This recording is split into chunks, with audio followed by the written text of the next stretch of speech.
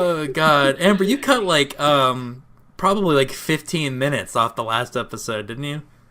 Yeah. I know there was like Oh, well. close to 5 or 6 in the beginning where we just talked about nonsense. Yeah, I kept some of it, but I was like, no. Yeah, I recognized a little bit. But I am recording now. Ah. Oh, hey, well, here we go again. Hello, everyone. Every time. And welcome back to Speech Bubbles, a webcomic podcast by people who do webcomics for people who want to do webcomics. And I swear I'm going to find a better way to say that. I don't know, I think it's kind of stuck now. My name is Brent. I'm responsible for the webcomic paradise. My name is Amber, and I do the webcomic BACKLASH. And my name's Jeff, and I do the webcomic Firearm with a Y. Mm-hmm. That's my catchphrase now. I love it. I love it. You don't want people looking for Firearm with an eye. That might be a different True. comic. True. I don't even know. Well, they would definitely get a Wikipedia page. That's Yeah. for sure. Something. Today on Speech Bubbles, we're talking about antagonists. And Yay. that's one of our favorite topics about characters, so we're all really excited to talk about them. Last week we talked about protagonists, which I think are absolutely necessary for pretty much 99% of stories. Antagonists I don't think are always necessary, depending on the type of story you're telling. Yeah. But for if you're not entirely sure about the term, antagonist is pretty much synonymous with like bad guys or villains, although I think I would say personally that there's a bit of a divide between like calling somebody a villain and calling somebody an antagonist. I think Yes. villain denotes a level of theatrics and a certain level of evil. That antagonist just means they are opposing whoever the protagonist is. They create that Yeah. conflict. Yep. Create that good conflict. Do you guys have anything you want to say on the nature of antagonists before we jump into questiones? I like to think that antagonists are definitely people that aren't necessarily always evil. They're just, conflict creators. And I also think that sometimes you don't need to have an antagonist. It can just be the situation. Or it could be an environmental kind of situation, like a tornado. Yeah, or that was my thought. maybe- It was like man versus nature stories. Yeah. Or it could be an internal struggle, like in if you've seen Inside Out, that's a good example. There's no Literally. real antagonist in that movie. The real antagonist in that movie was depression. Ah, Yeah. Yep. that's So, right. Yeah, Yeah. Man. Inside Out was rough. You don't Good always one. need antagonists, but man, they're fun. And also, we're going to spend probably about the next hour talking about them, so we're probably not going to bring up a lot of examples of stories without antagonists. Also, we're going to slap like a big old spoiler warning on this episode, probably Yeah. for a lot of reasons. The difference between like talking about protagonists and antagonists is protagonists are often tied to the premise of a story, where an antagonist is usually very tied to the machinations of the plot. We're going to be talking about like villain breakdowns and like villain motives and stuff. And if we use examples, that might be potentially some pretty big spoilers for some stuff. I'm not entirely sure what we're going to talk about because I don't exist in the future. But we'll put like something in the episode description that'll say like spoilers for the following in the order that they appear. I think that'll do, right? Good You guys? Yeah. Yeah, sure. Hey, you guys ready to answer some dang questions? Oh man, I'm ready. I feel like it. Yep, let's do it. From @DemonDiceCow. And antagonist ideals are a really big part of who they are. What sort of ideals do you think make for some of the most interesting antagonists? Personal beliefs, ideas, or how the world should be, or ideals related to their past? Ooh. That's like a really big one to start Yeah. with. What sort of ideals do you think make for the most interesting antagonists? I think you can sell me on any kinds of ideals as long as they're like you're going about it in an interesting manner, or they're like I personally really enjoy the like antagonists who think they're right are the best ones. Like they think they're faultless, like they think they're doing the right thing and it's actually the worst story. thing. Actually, that's the caveat, I think, on that. Like, I feel like that's a thing people say all the time, is like the bad guy should think that they're the hero of their own story. Yes, I think to a degree that's good. I think what you said first, I think, is more accurate, that they should think that they're right. I think, because sometimes an antagonist that knows what they're doing is bad, but they think it's the right thing to do. For the greater good. Yeah, that can be very, very compelling. I've always enjoyed those kind of characters the most. Yeah, we have some stuff later in these questions where we can talk about greater good antagonists. This sort of ties in, I think, with the next question from at Rowdy Jester. It says, what motives do you think make a good antagonist, especially if the protag doesn't spur the antag originally? I think this is my biggest rule for antagonists personally, is your antagonist, I don't think, should purely exist only as an opposing force to your protagonist. They should have their own life and their own schedule, and they should be doing their own thing. And then the conflict comes from the protagonist doing their thing, the antagonist doing their thing, and then they cross paths. And there has to be a conflict there because they will have opposing ideas. So, I mean, there are, of course, tragic villain origin stories where it was the protagonist's fault from like a tragic accident or whatever. Probably a good 40% of comic book villains. Exactly. And so they, yes, that villain is spurred by like revenge on the protagonist, but I don't think that's as interesting as just watching an antagonist go about their life and then here's conflict, I have to get rid of this person, or like I have to deal with this opposing force. Like a personal preference, don't have your villain revolve around your hero. Don't have their whole being be just always thinking about the hero, because that's kind of presumptuous to think that that's all they're thinking about. They don't have better things to do.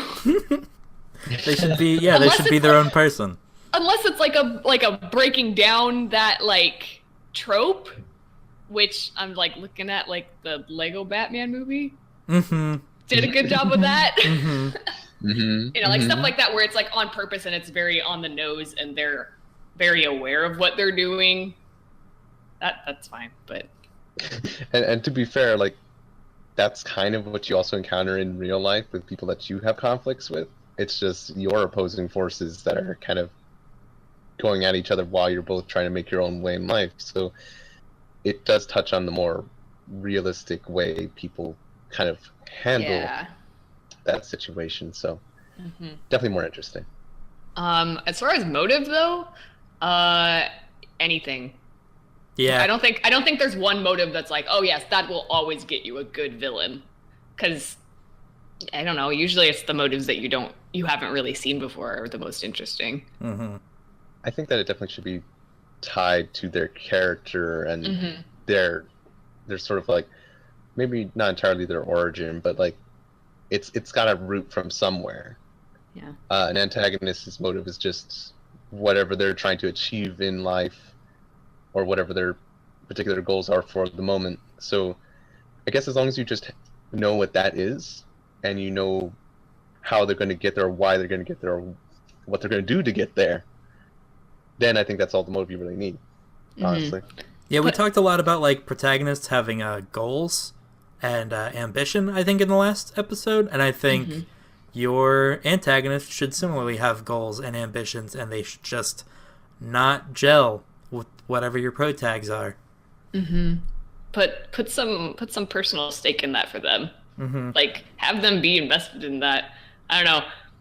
It's definitely like if you're writing your protagonist, you should write your antagonist as if like they are their own main character, because they are. They like there should be as much thought put into your villain as there is in your protagonist.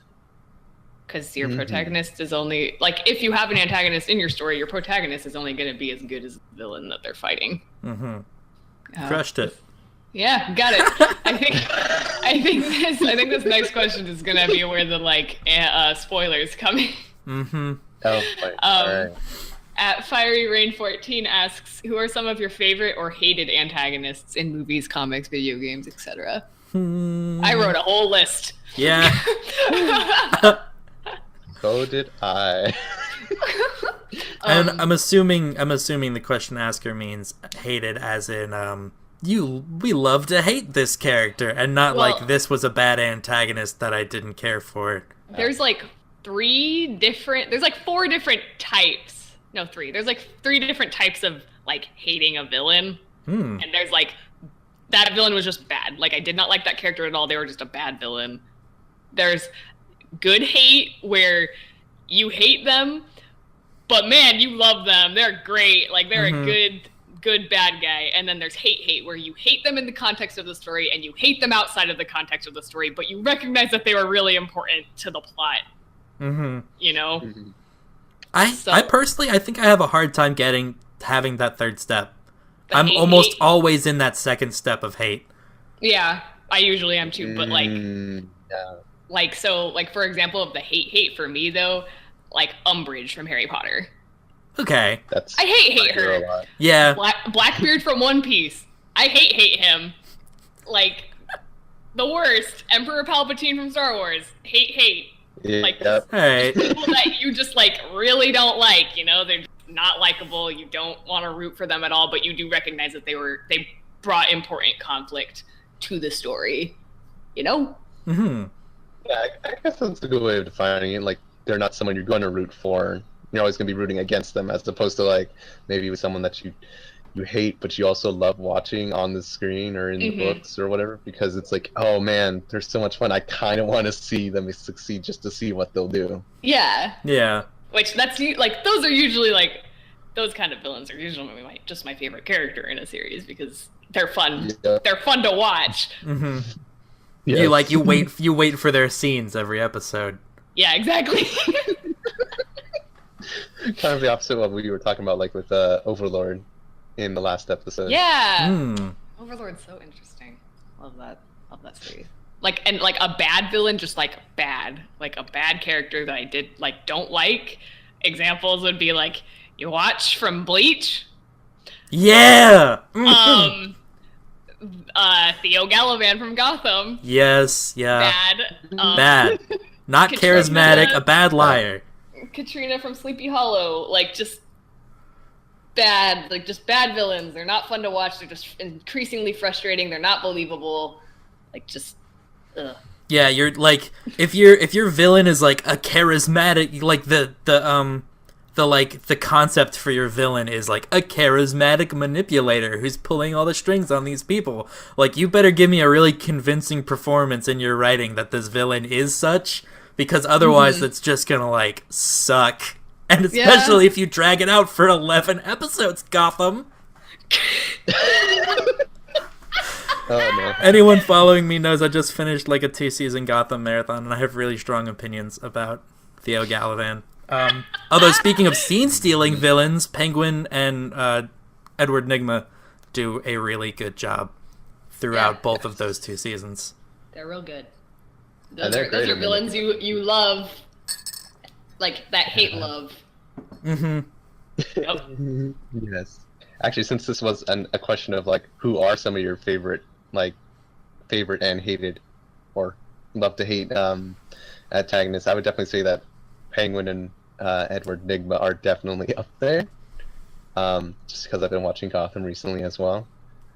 But other than that, I would say that I'll start with something that I think most people would have seen. I was about to go into like some deep like video game talk here, like Metal Gear, which is very obscure, and I'm like, okay, hold it, rein it back. Let's talk about something everyone else knows.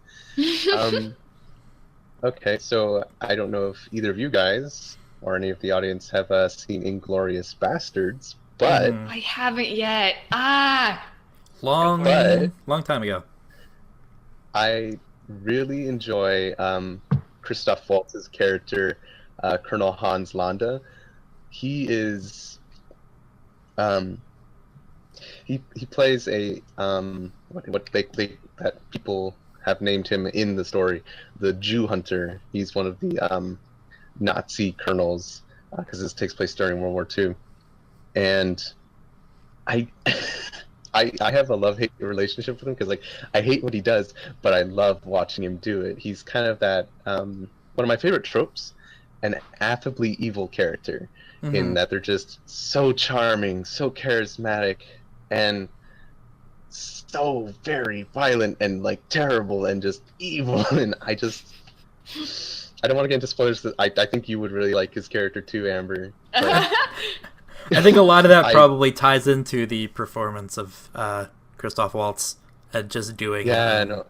Yeah, I especially in like live action stuff, you can get away with a lot if you have like a good charismatic actor or actress playing the character. You don't have that. You're not afforded that luxury in webcomics. It's all up to you. You're the actor. You're the actor and the screenwriter and the director. Good luck. Executive producer. How big's our budget for this season? Oh, that's sad. You're making me sad, man.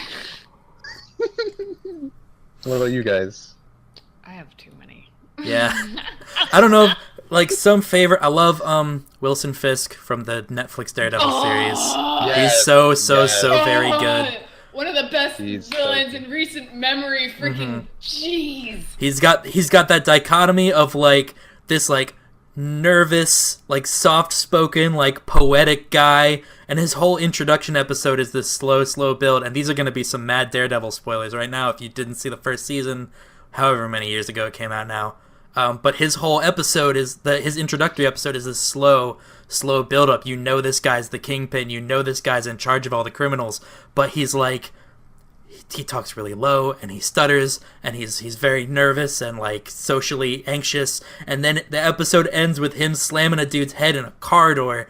And you're like, there it is. There it is. Fucking beautiful. Oh man. And that scene was just so good too, like because they spent too long on that.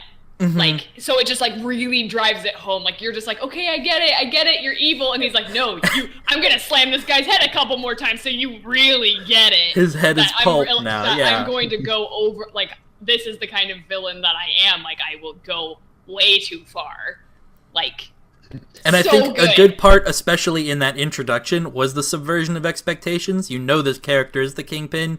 You know he is the villain. And when he comes on screen, it's like, oh, well, this kind of sucks. This is how they're doing it? Okay. And then it's like, no, we're doing it this way. And that's I think, a really good example of, like, subverting your audience's expectations. Oh, yeah. Freaking Fisk. I just love learning about him. He's my favorite. He's my favorite villain in recent memory. He's so good, and his like writing with his like backstory and stuff. In the last episode when he's freaking looking at that wall, I got like teary eyed. That hecked me up. Like freaking, so good. Yeah. So good. Gosh. Thank you, Daredevil. Thank you. And that's actually the reason I had a hard time getting into Daredevil. Because, like, I liked the main characters, but, like, I was like, okay, but, like, why do I care? And then how many ever episodes it takes for Fisk to come in, he finally came in, and I was like, all right, I'm here. It was kind of late. It takes him, like, 6 episodes or 7 episodes. It takes a while to get him in there, and then once he's in there, you're like, all right, buckle in, kiddos. We're going to go real fast. Oh, I didn't realize it took 6 episodes. I thought it was fairly early on. No, it takes a while. It takes a while, especially because the episodes are long. Yeah. So it's just like, okay, I get it. I really like these three main characters. Where's the back? Where's their opposing force? Where's the bad guy? Introductions are important. So there's actually, there's a lot of, I think everybody like is always in agreement. Like, yes, I love most like animated Disney villains are good. They're good and fun, right? And it's actually like a big shame, as an aside, that like, man, we like really don't have a lot of villains in animated CGI.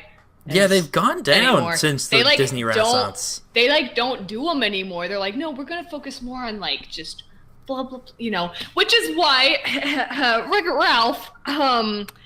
Yeah. very This is a good. very good villain.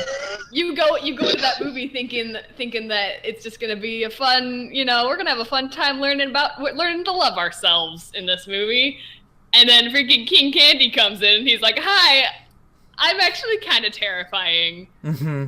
He has a really good villain breakdown, also, as an aside, really good. I very much appreciated Turbo King Candy as like a villain, because man, we haven't seen a good antagonist, and that's he's a good example of like a character that he's doing his own thing, and then he has to come to like fight with the protagonist. Like he was getting away with it the whole time. He won. Mm-hmm. He got what he wanted, and nobody realized it.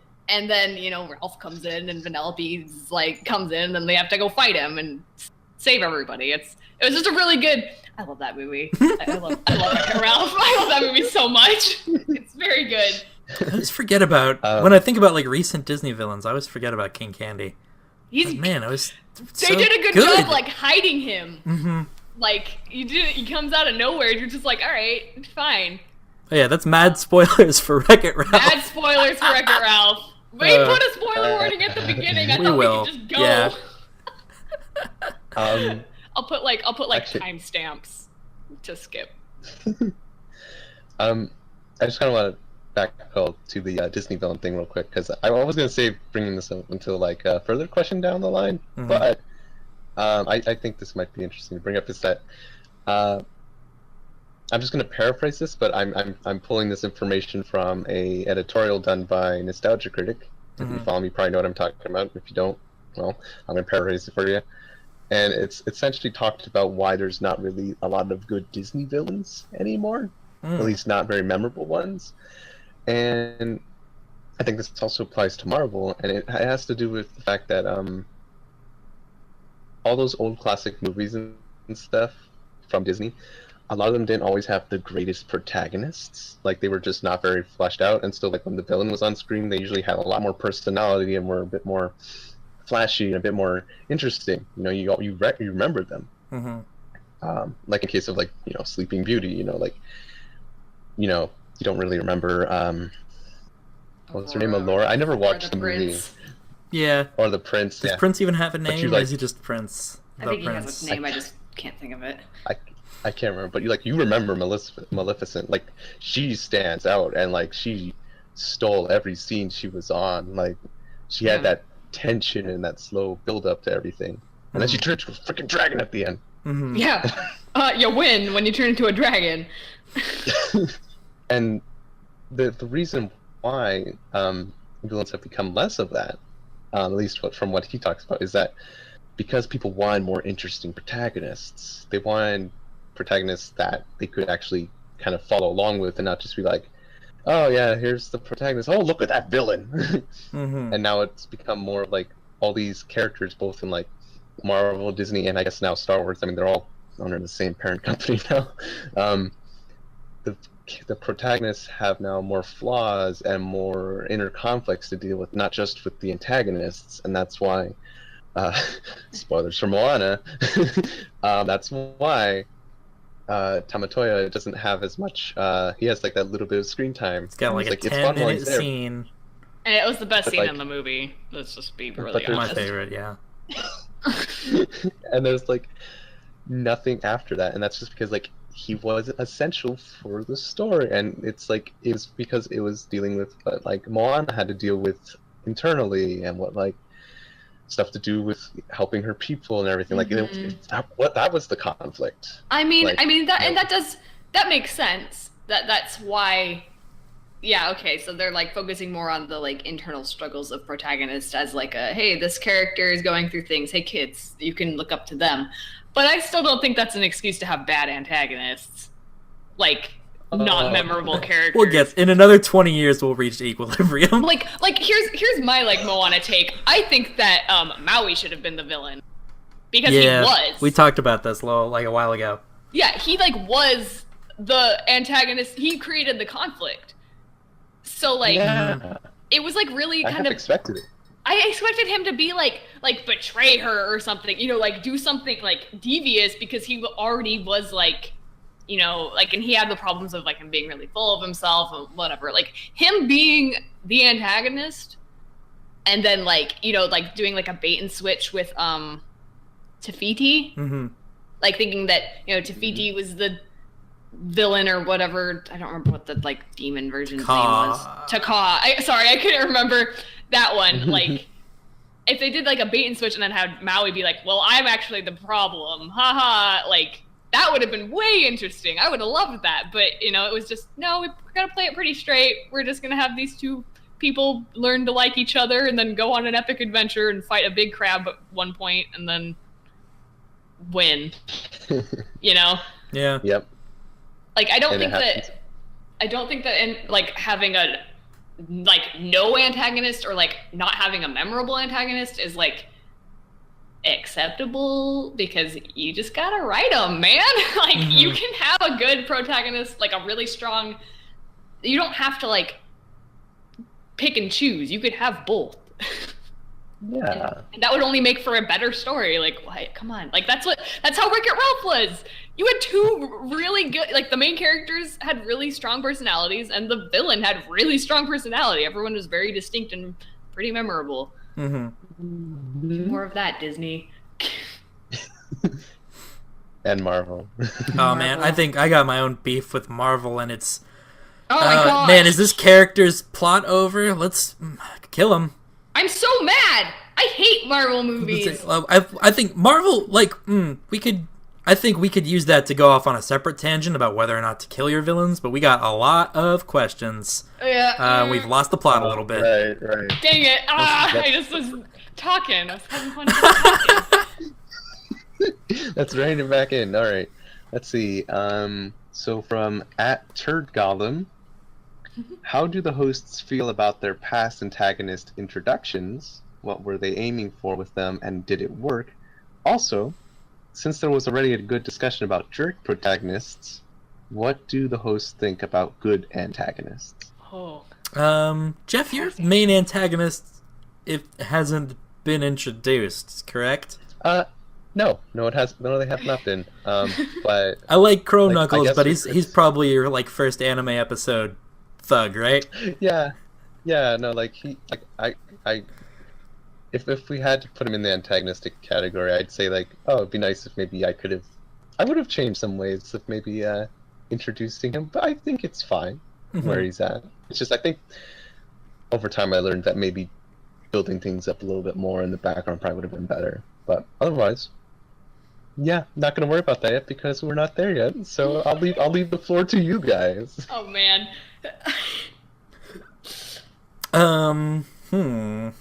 Amber, how about you go first? Oh, gosh. Tell us okay, about how you let's feel see. about the introduction of the queen. Oh, man. That's exactly how I wanted her to be introduced. And I think that some people might think, she's like your main antagonist. Why did you put her in, like, chapter 2? Like, why did she come in so quickly? And my answer to that would be, because I have other characters that require more build-up than she does. She doesn't need a lot of build-up. I needed people to know who she was and what she's doing as soon as possible so that I could get the story going. It's not required for her to be, like, weird, like, nefarious, shadowy in the background for a long time, because, like, without her, the story is not going to go anywhere. So it would just be a lot of me floundering around with comedic hijinks with my main characters, which I love. I love that, but, like, I need to get the plot going so we can do the hijinks after the plot's going, you know? I actually have more of a problem with how I, in the first chapter, introduced 3 antagonists. And mostly with Reinhardt, just because I just wish I could have done him a little more justice in his introduction. It's a little understated, considering how flashy like, he is. But that's a little bit, like, I think maybe that was the point also. But yeah, I wished he had been a little more gaudy and awful in the beginning. But, you know, we'll make up for lost time. I think that that point is a good point, not for just antagonists, but for, like, all characters. I think especially in webcomics, considering how slow they move, your audience is going to be, I think, a little more receptive to say you have a 10-chapter story. than introducing a character in chapter 6 and having a lot of them consistently for those last 4 chapters, or having them in little bits and pieces the whole time, growing throughout the whole plot line. That's my favorite. Yeah, I think I prefer that. That's part of the reason Paradise has 40 characters, but also a shit ton have been introduced already, and they're all gonna show up in little scenes and bits. I think my antagonists' introductions were pretty okay. I think I did all right. I liked all of them. Yeah. I don't know. Man, what was I aiming for with them, and did it work? I just wanted them to be there. I wanted the audience to be able to see. I wanted the audience to be able to see that the antagonists were. We talked a lot about antagonists being separate from the protags. The antagonists are in my comic are doing their own thing right now. They're off. Yeah. None of the antagonists have even met any of the protagonists, and we're almost 200 pages into the comic. Yeah. Because they're off doing their own plot, having their own weird little kind of inner squabbles a little bit. Mm-hmm. It's the everybody hates monster show. It makes me excited for it though. I love seeing them doing their own thing. I'm like, yes, give me more of this. I can't wait for the inevitable train wreck. When both sides collide. Meet. Yeah. Oh man, I'm excited. All right, so if you guys both feel like you did a good job, then what do you think about pat each other on the back? Well, yeah, good villain intros. It's this, just as an aside on that though, it's kind of interesting that with webcomics, for a lot of the ones that I read, at least that have been going for a while, it's they haven't gotten to their antagonists yet. Mm-hmm. Webcomics are interesting because people kind of spend a lot of time getting anywhere, and so it's kind of hard to find webcomics that have a established this is the antagonist and they're here to cause problems, because usually it's more just focused on the main characters, doing whatever they do. Anyway, that was just an aside. Yeah. So part 2 of this question is, we talked about jerk protagonists in the last episode, but what do you guys think of antagonists that are quote-unquote good, I guess? Just good antagonists. I think lawful evil antagonists are the scariest ones. Mm-hmm. Ones that are justice, the law, and they'll go to any lengths to uphold it. They're scary. They're super scary. That their minds can't be changed, that they can't they won't listen to reason outside of it's where's your humanity? I don't have no humanity. I am the law. If you get hyper religious fanaticism in there too, that's the best. I love super religious antagonists. One, because that whole fucking Judeo-Christian crosses and shit is a real good aesthetic, but also because they're I have this mandate from a higher power that basically says whatever I do, I'm in the right. Yes. And you can't. That is immovable, and that's good shit. It's the ultimate version of I think I'm right, and I know I'm right. I'm right because the universe says that I'm right. We're all a bunch of dirty sinners, I'm not gonna lie, I do have an antagonist like that, but for a different story. Me too. Yep. Same. Yep. You gotta have your excellent scary, archetype. Your scary good guys. Oh man, neither of you guys have seen Hellsing Ultimate, have you? No, I know about the scary priest in that though. Mm-hmm. Y'all love him. Yeah. There's a couple of scary priests in that. Oh. But you got your one who's I am the basically I am the sword of God. I'm the weapon of God against evil on earth, and then there's the other one who's using religion to boost his own ego, basically. Mm-hmm. It's really good. You should think of Frollo from Frollo, Notre Akainu. Dame. I was gonna say Frollo. Yeah. Oh yeah. Akainu from One Piece. His mad lawful justice. Javert from Les Mis, I think, fits in this category. I love Javert. He's Javert. I know you love Javert. I love Javert. He's not a particularly scary antagonist, but his whole arc of being like so ingrained with the law that like seeing someone could be morally good but lawfully wrong like breaks his whole worldview. That's good shit. That's good. Like, it's just, those are good. One of the big like 'em. big examples That's of what we this think. in a comic called Powers. It's like a Oh, like a crime procedural for like superheroes sort of deal. It's one of those like superheroes but real, and it's kind of dark and murder happens stories, you know.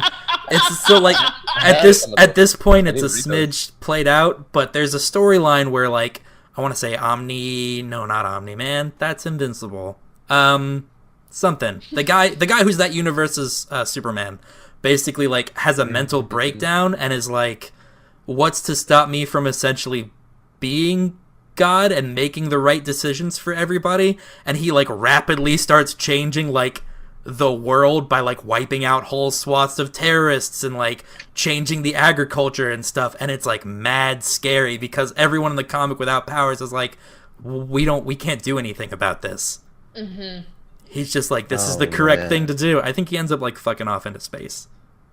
As those kind of characters do, looks at Watchmen. Yeah, there's nothing else you can do with them. It's like, you They either just have have to them like, leave. they become world dictator or they fuck off into space. that's what gods are. They become so powerful they have to leave and then be worshipped, I guess. I guess. Or go climb a mountain like the Greeks, you know. Yeah. One way or the other. Somewhere else. That was a good question. That was good. I love good antagonists. Let's talk about the next one from @McSpoofy. What do you think of the surprise / the disguised antag trope? Also, what are some things that can make a villain bland? And these are two very, very good questions. Ooh. I like the surprise and disguised antagonist trope if it's done well. Yeah, there's like a if you fine can't- line. If you don't know that it's coming, or like people can kind of get like, oh, this person's going to like heel face turn, like it can be done super well, and it like, yeah, looks at King Candy. Yeah, I think there's a fine line between like, wow, I didn't expect that, how surprising, and like, wow, that feels like they just shoehorned something into the story that had no footing in the narrative.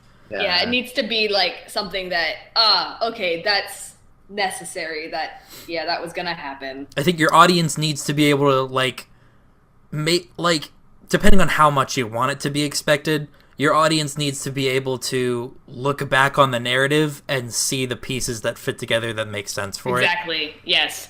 Lay those plot threads, and like honestly, this is kind of in general, if your readers, like for webcomics at least, if your readers are putting together the puzzle pieces that you're laying down, good job. Like if they can figure out where you're going with something, good job.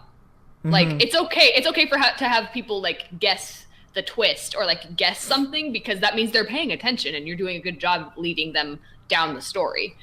So like if someone guesses, oh, my antagonist is going to be like, that guy is going to be like betray them or something, like good job, you laid that down. I don't think anybody likes something where it's like just out of nowhere. Out of the blue, yeah. Like just super out of nowhere, like, well, I guess that guy's betrayed them for no reason. Okay. I actually just got like one of those comments for like, I think maybe one of the first time, like recently, where a person was like, oh, does this mean this? And I was like, excellent, good. You're paying attention. You're one of the people who later is gonna be like, oh, okay, instead of like, what the hell just happened? And it's really satisfying to be like, oh, my little threads aren't being ignored. Yeah.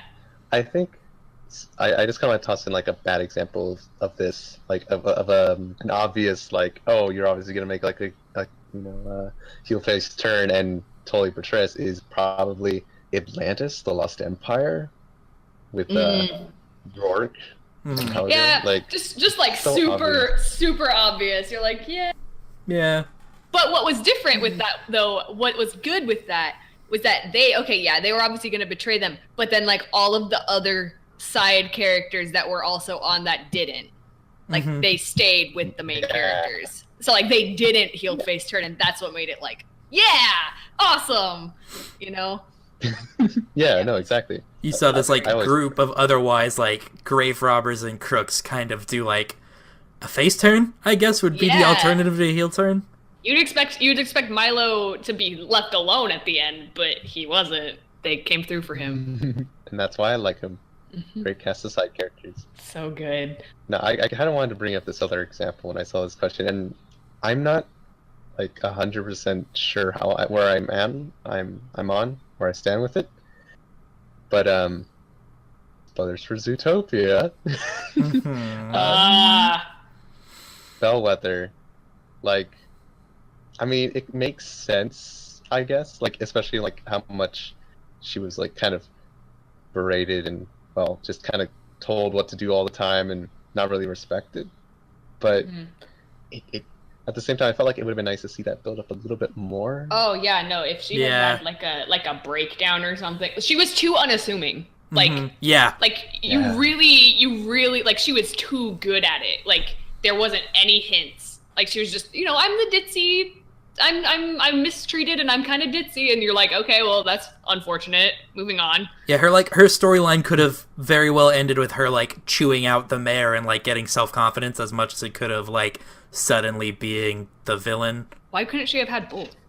Yeah, no, true. Zootopia was really good, but it also like it's one of those things where if you think on it too much, some of the stuff kind of falls apart. I tried to do a lot. It did. Man, I'm ready for like a buddy cop movie with Judy and Nick, though. I'm like, you can do a real buddy cop movie now, Disney. Please. So do it. Just the one sequel. But yeah, that's a good example. What are some things that can make a villain bland for the second part of this question? I think of Voltron.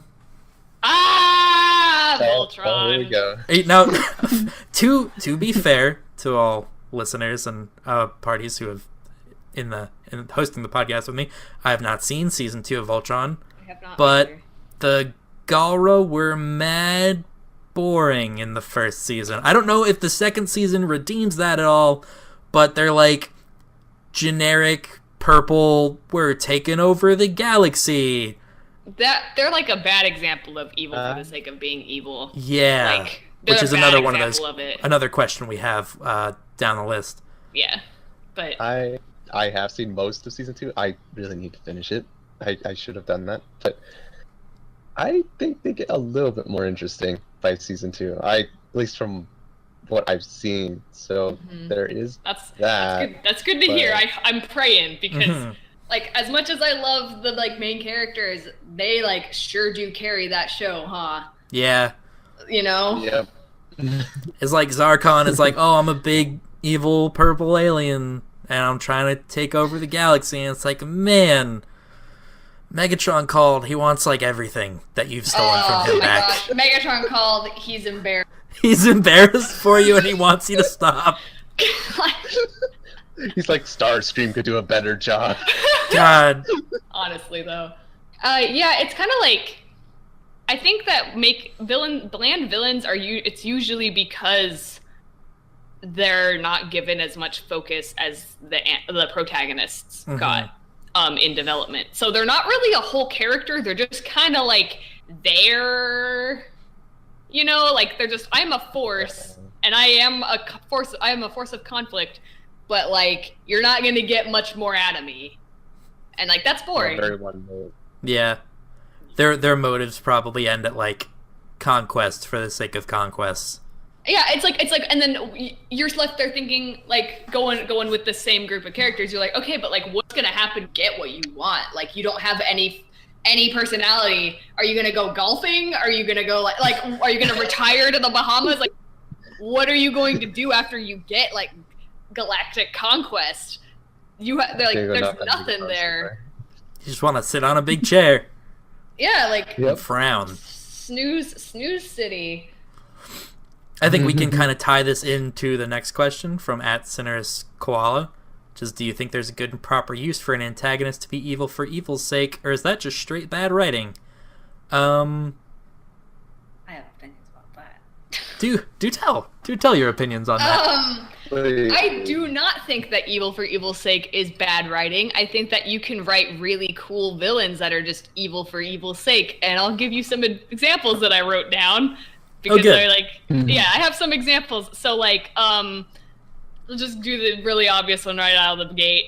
Joker from Basically anything in Batman, but I'm thinking specifically Dark Knight, the Dark Knight movie. Like, and you don't really like hate him. You don't hate him. Like, you don't hate when he's on the screen because he's freaking, man, it's intense. He's really intense. Another example would be like Cobra Commander from G.I. Joe. He's evil for the sake of being evil and also money. And also money. Hexus from Ferngully. He's the best part of that movie. Yeah, he really is. The Beast from Over the Garden Wall is evil for the sake of being evil. Ooh. Yeah, like, it's just, it's not a bad thing. Like, it's not just bad writing just to be like, no, they're just evil. It's, you gotta kind of sell it. I usually think of Dio from JoJo's Bizarre Adventure when this question comes up, and it's like, Dio's not my favorite JoJo's Bizarre Adventure antagonist. He is the, like, personification of this evil for the sake of being evil. I'm sure, like, a lot of people listening have probably seen that, like, how many people have you killed? And he's like, do you remember how many breads you've eaten in your life? Like, he's just a shit. He, like, puts dogs in fires, and he, like, kisses people's girlfriends for no reason, but he's, like, super iconic for a reason. Yeah. So, it's, I think, yeah, there's ways you can get away with it. But it can also, it's a fine line. Yeah, I don't think that it, like, just as soon as it's like, oh, they're just evil for the sake of being evil. Like, that's not, I don't think that immediately writes off a character. It's like, yeah, so with, is his name Zarkon? Yeah. Okay, sorry. I don't care about the character so much that I like just don't remember his name. Like, Zarkon is a bad example of evil for the sake of being evil because he's like, I'm a galactic conqueror. I don't know why. He, like, doesn't have any, like, anything else about him. Like, you don't get, like, you're not in his mind at all. You don't understand where he's coming from or, like, what's the point. It's you can do a fine job with it. Just gotta maybe find examples of it and, like, study how they did it to get, like, inspiration so you don't have another Zarkon. Yeah. How would you write an evil for the sake of evil's sake character? Oh boy. Man. I sure don't have any of those. Yeah? I like gray morality. Well, I guess my character Dexter is kind of like that. But he's just a chaotic force. And some of the things we've said for evil's sake is also, like, evil for, like, a really simple reason. Like Beast from Over the Garden Wall is, like, evil for the sake of self-preservation and nothing else. Joker is evil for the sake of, like, chaos. Anarchy. Megatron, depending on, like, the Transformers series, is evil for the sake of, like, revolution sometimes. Evil for the sake of freedom. Yeah, More Than Meets the Eye does some really, really good stuff with Megatron. I love me some Megatron. That's a Decepticon for life, man. And he's also a really good example of, like, having your antagonist be, like, intimately involved with your protagonist and not having that be their whole identity, because his, like, whole everything with Optimus Prime is super interesting, but he's his own character outside of that, as is Optimus. Transformers is so good. I, like, regret any amount of my life I was, like, not into Transformers. Right? It's like, I spent so long being like, Transformers? Really? Oh man. We would not have gotten along as kids. It's actually that was... as a thing with just as an aside with that, you know, Megatron and Optimus have, like, such, like, an intense history, and, like, they don't have to be, like, they don't revolve around each other. It's just they're just intimately involved with, like, they're just at the center of, like, each other's problems, you know? And it's actually really interesting in, like, mild, not like spoilers, because it's not really spoilers, but for Transformers Animated, in that series, Optimus is not the same Optimus. He's a very different character, and he and Megatron do not have any history. Oh, really? And it's really weird. That sounds, like, really weird. It feels super weird because, like, you know, they meet and Optimus is like, well, I have to beat you, I guess. And Megatron's like, who are you, flea flick? Like, it's like, it's really weird because they're supposed to have that, like, really intense history where you, like them coming to terms with each other and, like, it's just always really good. And so in that series, it's like kind of the most, like the easiest example of like him being an evil for the sake of being evil character. Like, because he doesn't, you don't have much sympathy for him. Like you don't understand where he's coming from at all. And so he's just like kind of just, I'm evil, you know? So just kind of interesting, an interesting comparison. That is interesting. Huh. I haven't finished that series, so... Animated is really good, though. I keep meaning to watch it, and I keep, like, falling out every time I'm in one of my Transformers moods. I'm like, it's gone. Dang it. Someday. You keep transforming out of it? Yeah, I guess, Jeff. Oh, that was bad. That was awful. That was real bad. I live for your pain. Good lord. We are getting close. I am the villain of this podcast. We're getting close to the hour mark. Do you guys want to... We still have so many questions. Do you guys want to, like, lightning round and maybe just spend... As best we can. As best we can, because some of these are so very, very good. As you can tell probably by, like, as we've been talking this whole time. This is a really fun subject. Love me some or should we villain do talk. a two-parter? Oh, man, let's just do what we can. Do what we can. We can always revisit and touch on things. That's true. We can always do, like, Antagonist Part 2. Yeah. So, from @GayAssKimchi, what are some interesting types/tropes with antagonists that you'd like to see more of? Man. I don't know, man. I just like, there is not like a specific, it's like when I see a good antagonist, I know. Yeah. Like, it's not like, there's not like a specific, they have the same exact formula or the same exact tropes. It's usually like, hey, this one's got like an interesting twist on a trope you've seen before, kind of thing. I can't think of any specific examples that I want to see more of. Yeah. I don't really pay attention to tropes very often, so I just like a good villain. So sorry. Give me some more good lady villains. Yeah. There's not enough of those. Yeah. There's not enough. Yeah. Good lady villains. It's sorely lacking. As an aside, Johannes Cabal has a really good main villain. She's a lady. I won't tell you who because that's spoilers, but like just plug that in. I didn't read the first book, so I'll see what you mean later. Yeah, give me more scary ladies. They're not allowed to be scary usually. Next question. Yeah. CM Gremlin. Do you think it's more important for antagonists to be threatening or to have a realistic personality? Both! Yeah. Why not both? Yes. Yes and yes. Man, let them be scary and also let them be believable. Scary people exist in real life. It's realistic to be intimidating. Yep. And it doesn't even have to be like, okay, like, I think an antagonist should have like some form of power over the protagonist, however big and small it might be.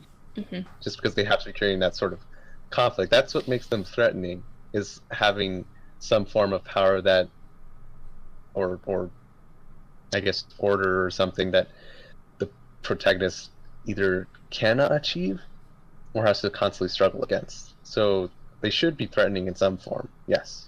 Mm-hmm. As for realistic personality, I mean, why not? Yeah, dude. Like, all kinds of people. Even the crazy ones have realistic personalities. Like Joker has a realistic personality. I don't see why, others can't. Go for it. Shoot for the moon. The more like believable they are, honestly, the more scary. Mm-hmm. Like being like, this could be a real person that I meet on the street. Yeah, if you're going for scary, that can be real rough. Yeah. Pretty rough. All right. From @Precognitional, do you need a main antag to make a comic work, or can it be multiple characters phasing in and out of the role of antag? We kind of talked about this before we started recording. Yeah, I think a lot of it can depend on the length of your series and how much time you have. I'm always the fan of like a main antag with probably like 1 to 3 smaller antagonists. Yeah, you got the whole group. Yeah, you got the whole group. If you have like a long running series that spans over, like if it's a show spans over seasons, or it's like, God forbid you're doing some sort of horrible multi-arc webcomic, like a shonen series, and you have the ability to like switch out main antag for main antag. I think that's a lot more difficult to pull off in a webcomic setting, just to like with how fucking slow they are. You need all the time you can get just to build up that one. Yeah. And I mean, there's a lot of like, my brain keeps going to One Piece. Like One Piece is like, you know, they just go from arc to arc. There's a villain, there's a new villain, there's a new like antagonistic force that we have to beat. And then like, I don't know what the first one that had like an overarching multiple arcs was Crocodile, who is, throw that guy on the list, my favorite. Love him. Good antagonist. But like, and then like, and you just keep going, and like, you know, he's the main antagonist for that arc, and then there's all these little guys that are also antagonists. And then like, as you get through One Piece, you don't get to like, there is a main antagonist in One Piece, believe it or not. Yeah. It takes a really long time to get to him though. Oh man. And we still don't know what the heck he's gonna do. So like, yeah, you can get away with whatever you want. Like, it's just how you're gonna write it and what you want to, how many characters you want to juggle. Yep. I always think of like multiple antagonists in the same vein of like video games, and like the perfect example I always think of is like the Foxhound unit from the first Metal Gear Solid game, because you do have your quote unquote main antagonist, but then you have like all these like his buddies you gotta go through to get to him, and I always found that way more interesting and more fun, because it's like, oh, this guy's pretty bad, he's kind of interesting. Oh, she's pretty bad, she's kind of interesting, but wait until I get to this guy. That's gonna be a fun time. It's preparing you for that battle, and that's what I love seeing. I think comparatively, I mentioned, I think, in the last episode about having multiple protagonists. Multiple antagonists operating at the same time can be very good, because if you have one main antagonist and another major antagonist who are both at conflict with each other and the protagonist, you can end up with either like a bad guy team up against the protagonist, or a protagonist bad guy team up against the bigger antagonist, and those are always very good. Season 1 of Gotham did that very, very good, I thought. Juggling Maroni and Falcone and Penguin, trying to play literally any side of the field that would let him on. That was fun. That was just real fun. Oh man, I love it. I love bad guys working together and then inevitably backstabbing each other because they're bad guys. What did you think was gonna happen, you fools? Yep. You can't do that. I really like this next question. Would you like to read it? I can read it from On Board Starship. For my stuff, most of my OCs are fairly morally gray protags and antags. How do I make sure to differ the two sides enough? I think there needs to be a line. I mean, I think the easiest example a lot of series make is murder.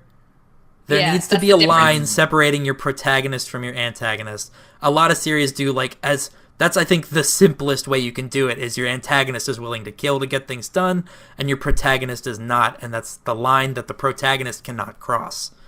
But it doesn't have to be murder. I think it could be anything. You just have to lean one way or the other. Yeah, it's okay to have it be kind of gray. It's okay to have the protagonist do bad things. It's okay to have the antagonist be kind of good sometimes. Like, it's okay to have your audience be like, but you'll, in the webcomic world, you'll get a lot of comments. I thought that they were the bad guy. Ignore them. It's fine. Keep doing what you're doing. Gray stuff is always real fun. Yeah, I think that's good to make sure, figuring out a line that your protagonist won't cross, that will separate them from your antagonist. That's a really good tip. Where their moral compass lies. Yeah. Yep. All right. From @PageHumandus, what are y'all's views on classic, over-the-top theatrical villains and the lack of them in modern comics? I miss them. Tie this. I love them. They're always so fun. I love a good mustache twirling, over the top villain. I love them.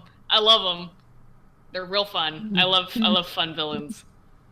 I think part of that is part of their disappearance is due to some of the things we talk about of people trying to skew more morally gray, but doing morally gray in a really boring way, which is that kind of network drama way. Everything's very gray and everyone's conflicted, crime, this city, and it's that sort of aesthetic that has seeped into a lot of media.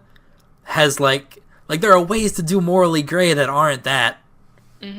That you don't have to beat the same dead horse over and over. And I think a lot of modern media tropes have favored that in favor of your flashy, over the top musical number villains. Like even in like movies and stuff, like looking at Marvel, who has like their main villains in their movies, it's like, you're a villain from a freaking comic book. You should be like really like, that's kind of what their origins are, like flashy, ridiculous, evil cackling as they fly off as they just robbed a bank, you know. But like the Marvel movies really like to make them like, this is a believable person in this setting. They're gonna like, I don't know. It's just kind of makes it boring, especially because their protagonists are also wacky. Like, so it makes the antagonist super underwhelming. Marvel does their villains no justice in those movies. Dirty. Yeah. At least we got DC for that. No, don't even get me started. We can tie this one into pros and cons of subtle and extremely flashy antagonists. How much is too much and how much is too little from @Riley Serenity. Speaking of like flashy theatrical villains. Man. Is there a villain you guys can think of as quote-unquote flashy that's too much? No. Yeah, me neither. Like, I like flashy antagonists. And the more ridiculous it gets, the more fun, almost. Like, it just... Yeah. The more ridiculous, the more hilarious and memorable and fun. Mm-hmm. Honestly, like, I don't know, I think maybe the only con to having one that's like that, looking back at, like, classic Disney movie examples, because, like, as you said, the heroes are kind of underwhelming, so they like steal the spotlight completely. And I think that's not a fault of the villain. That's a fault of the writers not making the main character, compelling on their own. Mm-hmm.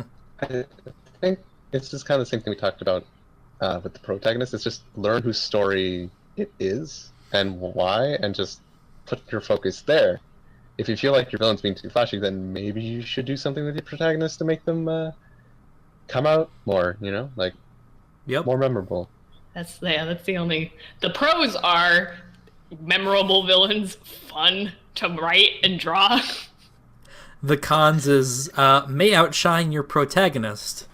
And that just So go listen to our last episode. Shameless plug. Oh man.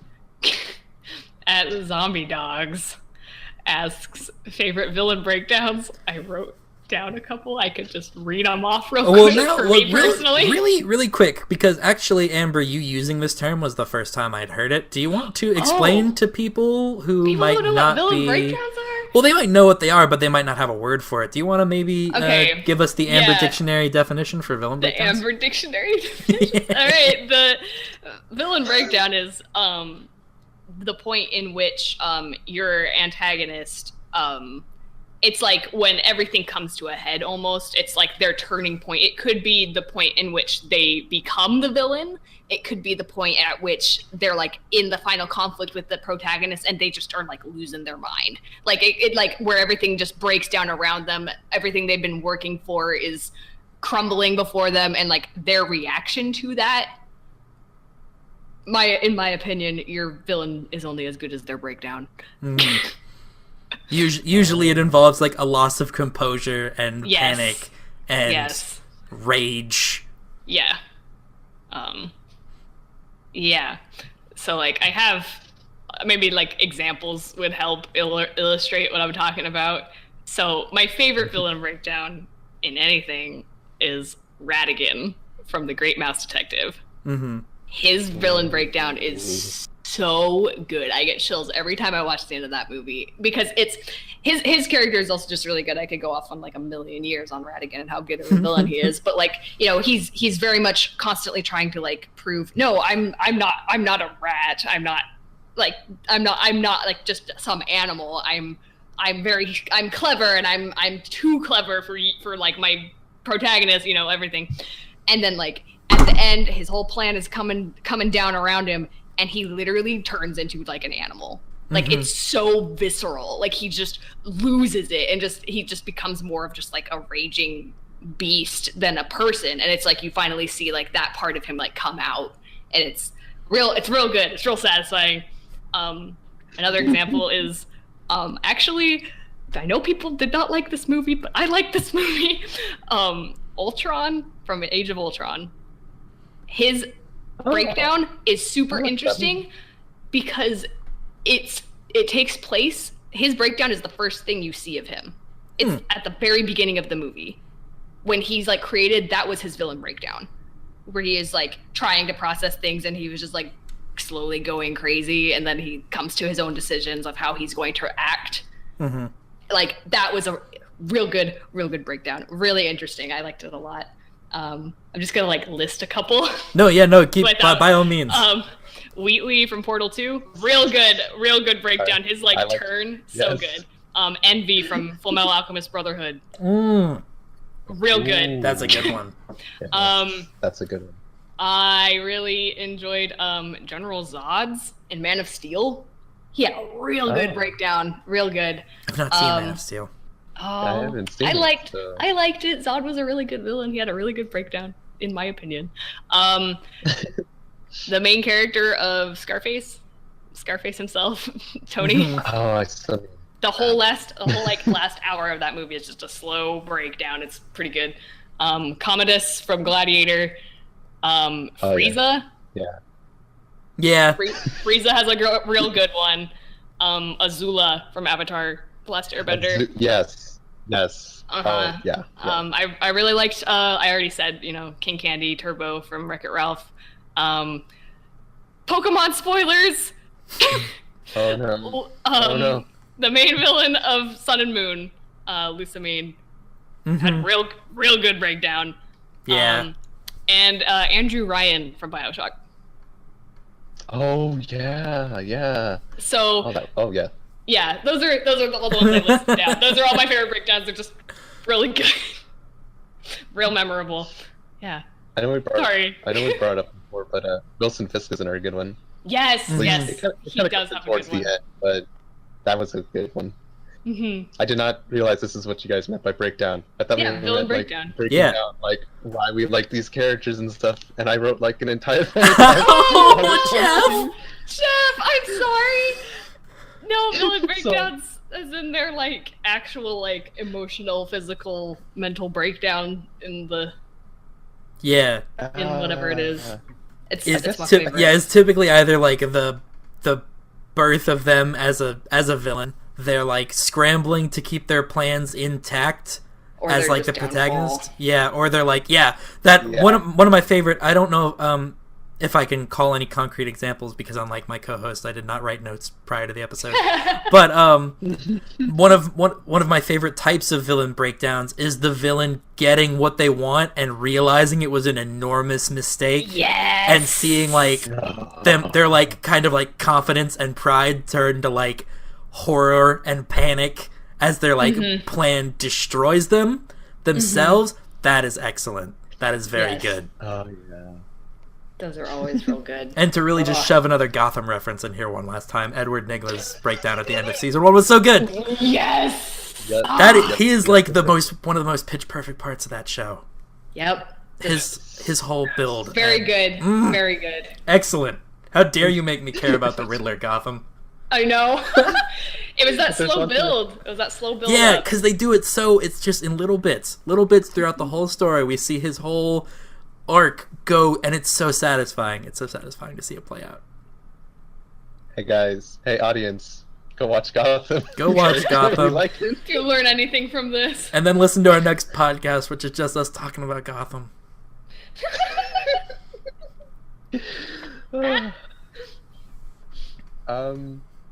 Well, I guess I should I can still bring up my little thing, I guess. It's just not exactly what I thought villain breakdown was. No, go for it. I'm so sorry.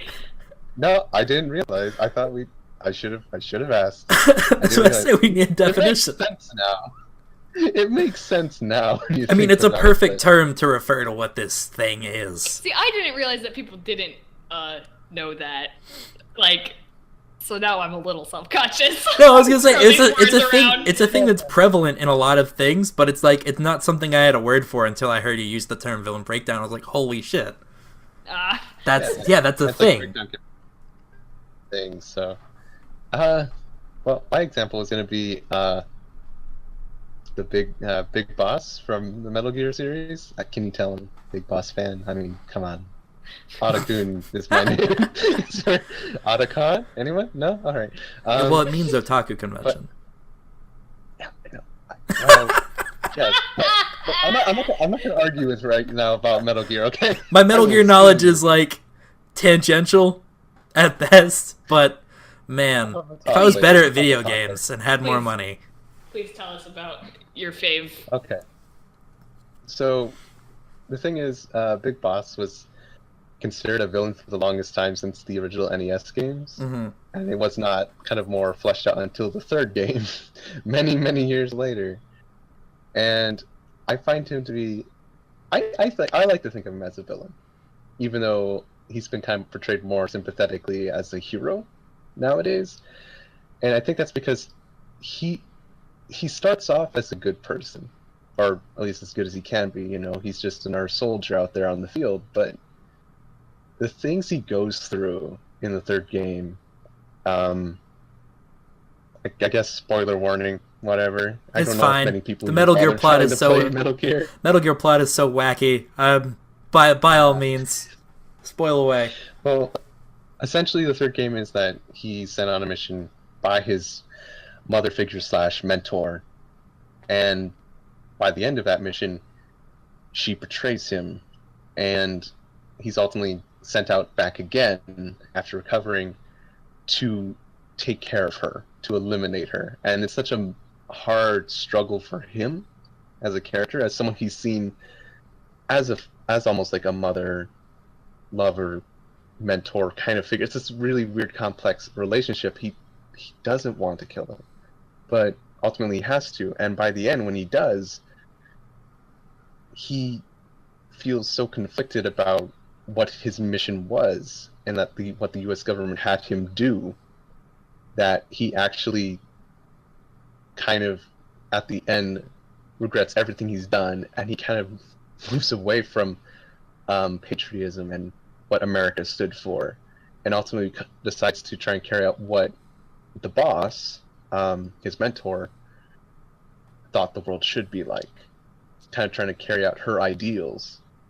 And as a result, him, along with someone else named Zero, also kind of believing in those beliefs. They both are like two sides of a different coin in how they think what those ideals actually meant, and how they could shape the world. And so, throughout the rest of the canon story, Big Boss is actually trying to carry on those ideals, as well as Zero is, but they both go to very different ways, and they're both not great ways of going about it. And it's very shady, and it's very much manipulating the government system, even creating an AI system that's supposed to work it in the background. And ultimately, I always saw him as the villain, his character, because like Solid Snake was essentially the main character for most of the series.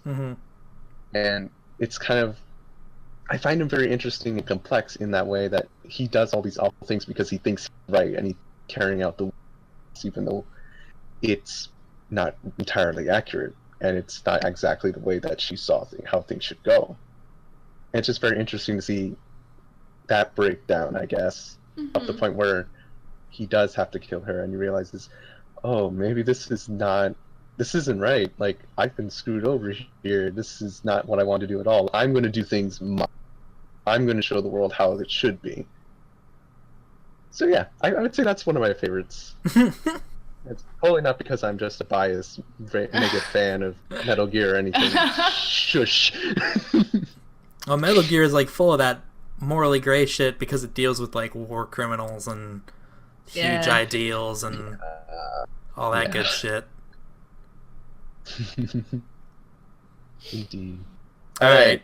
Yeah. Final question from Spoiler. Sproidler. Nope, spoiler. All right. Yep, I know the guy. For it. It's Sproy. From a villain who is all powerful to a villain with no power, what kind of villain do you prefer more? Well, with this specific example, I'd prefer one with no power, just because then they'd struggle to gain power, and it'd be like an interesting rise. All powerful is fun when it's like you're doing with like gods or something. Yeah, because that's just always cool. but it's hard to go somewhere. Yeah, they're already there. Like, where are you gonna go from there? Which is mostly, that's kind of the entire plot of most Final Fantasy games, is the villain going from being pretty average to I'm literally a god now. Like, it kind of always escalates pretty quickly. Yeah, I'd prefer one with not as much power, like no power, because then they have to be smarter about it, and it's probably going to be more interesting to watch them go places. Yeah, the world's not handed to them on a platter at that point. They actually have to get the platter. I always Yeah. find that more interesting. Oh, was that it? Yeah, so that's it. All Nice. right. We got it. Questions? Way to go, kids. We probably went a little bit long, and we're gonna go just a little longer. Because Amber, I believe you have our webcomic recommendation Yes. of the week. I do have the webcomic recommendation of the week. This week, I am recommending the comic The Sanity Circus by Wendy.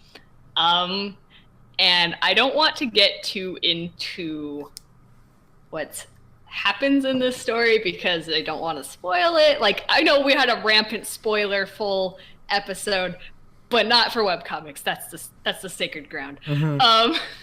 So Sanity Circus is about, the main character's name is Atlee, and she lives in the circus called Sanity, and she just quickly realizes, like, her normal life and everything she thought she knew is incorrect, and nothing is what it seems, and people are, it's really interesting. The world building's really cool. It has good antagonists in it, and that's why I picked it for this week. The antagonists are set up as these beings called scarecrows, and they're just like the embodiment of phobias. They're really cool. Yeah. They're real cool.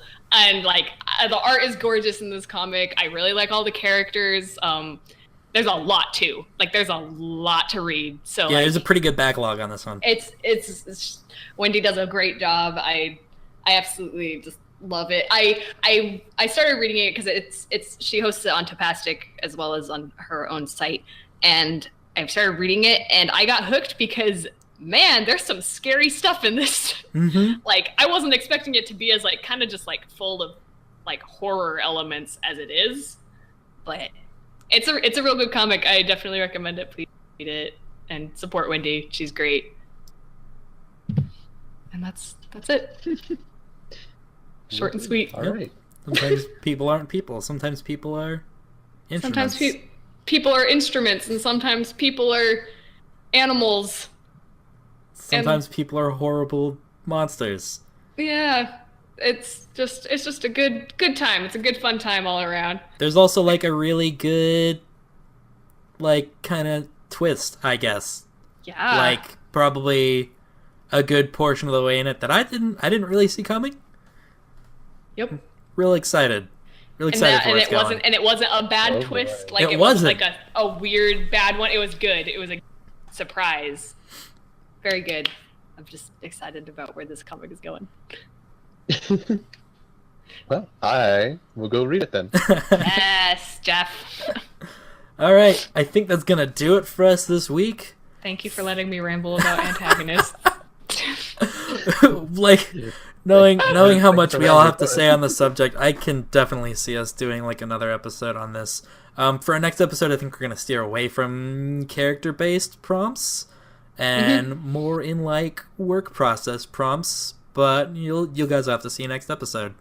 For your homework, go home and write a villainous musical number. Yeah. Until then, I've been Brent. Oh, all right. I've been Amber. And I've been Jeff. I gotta go write a musical number now. And we do this for alright. free. I guess I'll play us out then. Jeff's gonna play us out.